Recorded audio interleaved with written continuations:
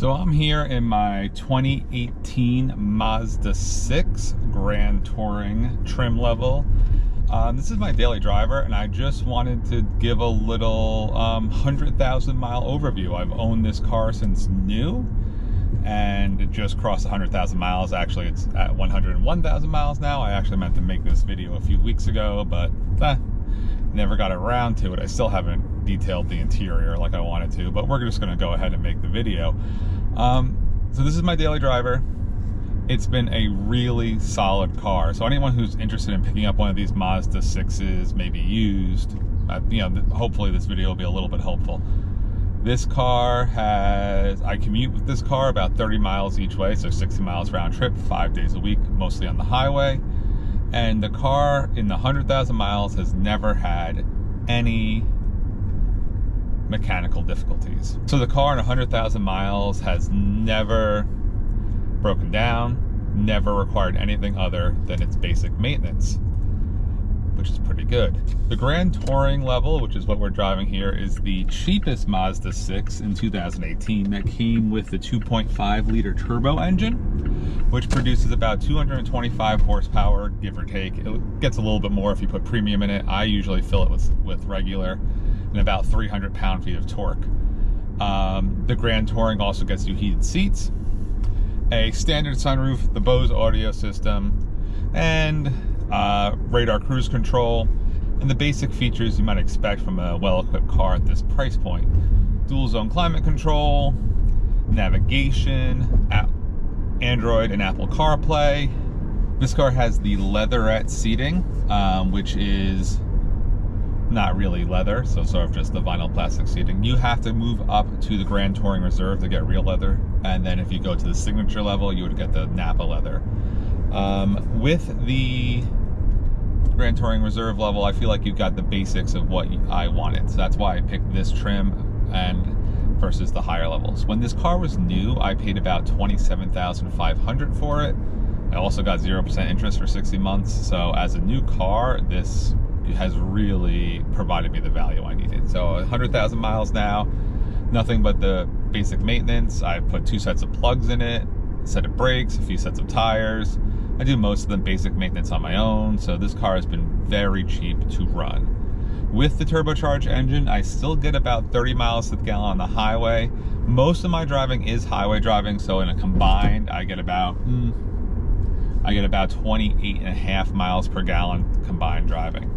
I think it's a really nice size. It's not overly large, but it still could sit 4 adults. Or, if you have a kid, you could sit 5 in here. The trunk is a pretty good size. The opening's a little small, but it's pretty large if you could get whatever you're trying to load through the opening.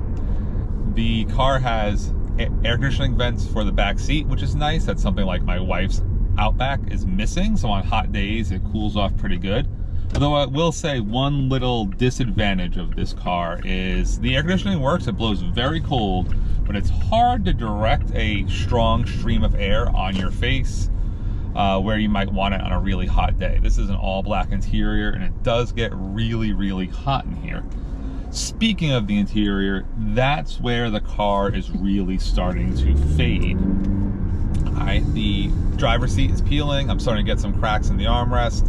All the touch points on the driver's side, because I'm the one driving this for 100,000 miles, usually by myself, are starting to show some pretty big signs of wear and tear.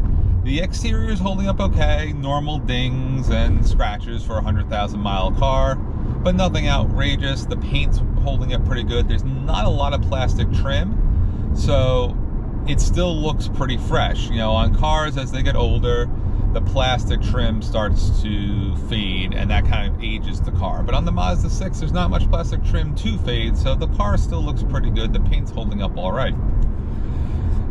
In terms of the infotainment features, the car has Apple CarPlay, and it works well. It's wired, so you have to plug your phone in, and once it's plugged in, it works almost every single time. I've only had it crash maybe a few times in the entire time I've owned this car. There really is no good place to put your phone.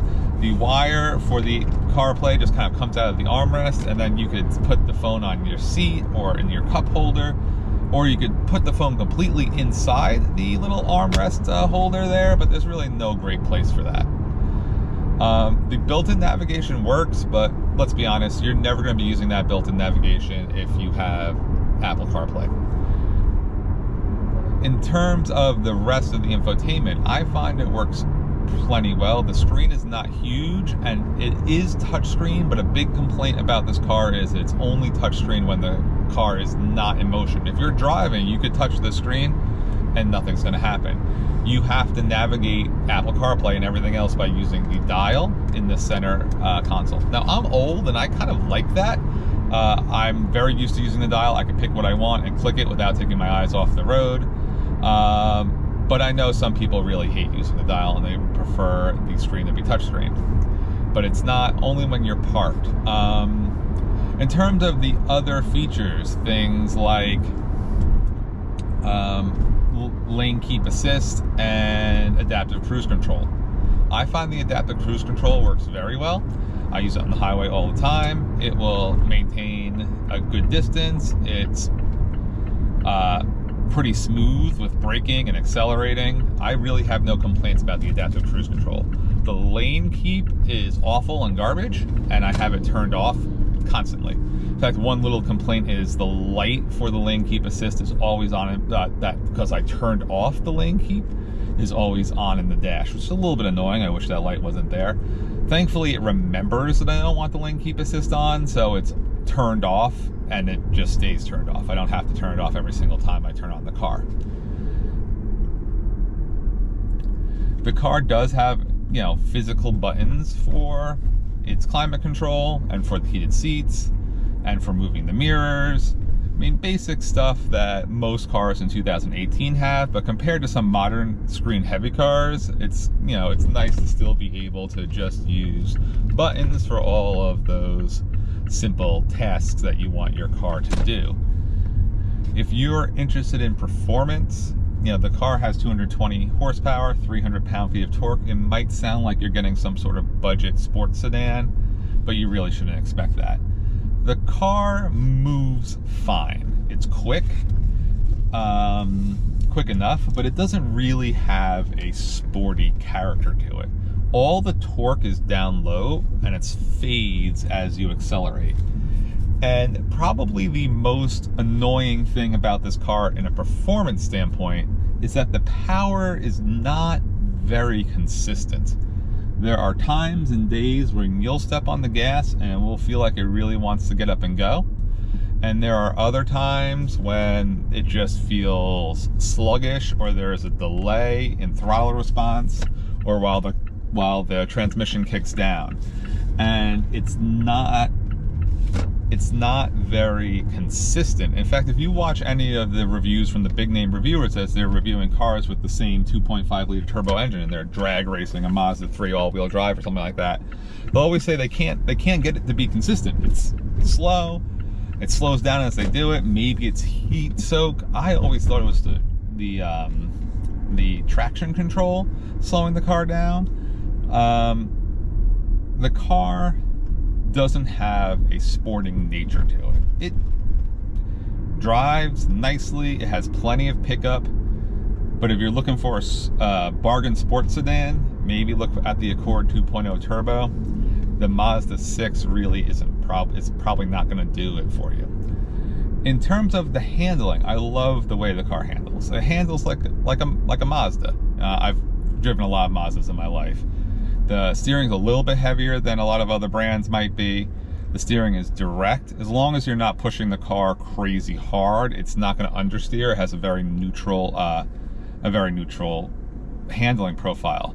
So, you know, if you want to take some sweeping curves in a fun manner, the car handles that very well.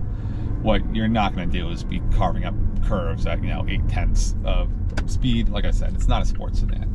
But as long as you're keeping it at sort of sane speeds, it handles nicely and neutrally with a really direct steering feeling where the car goes where you want it to go. It's not plowing, it's definitely not oversteering, it's just handles kind of very predictably where you want it to go. In terms of comfort, the car is a little bit on the firm side. I like it. But if you wanted a softer ride, this might not be the car for you. I like that the car does not really bounce. So like my Mazda, so for example, my wife's Outback, if I drive that for long periods of time, I start to notice the car wallowing a little bit, even on good shocks and struts. The car just naturally has a little bit of a wallow, which I don't like. It grates on me on long drives. The Mazda, on the other hand, has a very controlled ride. The car does have paddles if you want to downshift and try to use it for performance. In this car, let's be honest, you're never going to really do that. It might be handy for going down a hill or something. There is a sport mode, which really just holds the shifts a little bit longer. There's no adaptive dampers or anything in this car, so the sport mode doesn't do much but hold your shifts, makes the transmission programming a little bit more aggressive. If you really want to wake up the car, turn off the air conditioning, because for a modern car, this car really seems to pick up a lot of horsepower when that air conditioner is off. And that air conditioner seems to run all the time. The climate control's on. So on a nice day, sometimes I'll just turn the climate system off and I really can feel the pickup in performance. The car just feels more lively with the air conditioner off. But of course, you know, most of the time you're going to leave that on. The Bose sound system sounds fine, nothing special. I do like that the back seats will fold down. You could put some longer gear in here. I fold down the back seats, for example, when I move my dog, so he doesn't scratch up the actual seats. It's also nice that the trunk locks, and you can't open the trunk from inside the car. So it's a little bit more secure than most SUVs these days, where if you smash a window, you can immediately get anything in the trunk. Since the trunk does lock and you can't fold down the seats from the inside of the car, your stuff is at least locked up a little bit more than it would be. But in general, this has been a great, reliable, cheap to maintain and run car for me. I do wish the touch points would have held up better, and that's my main disappointment. This seat peeling, the crack in the armrest, that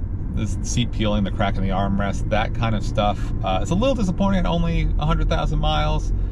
It's not going to look great in another 100,000 miles. I might look for a junkyard seat or something like that. But otherwise, mechanically, this car has really held up great.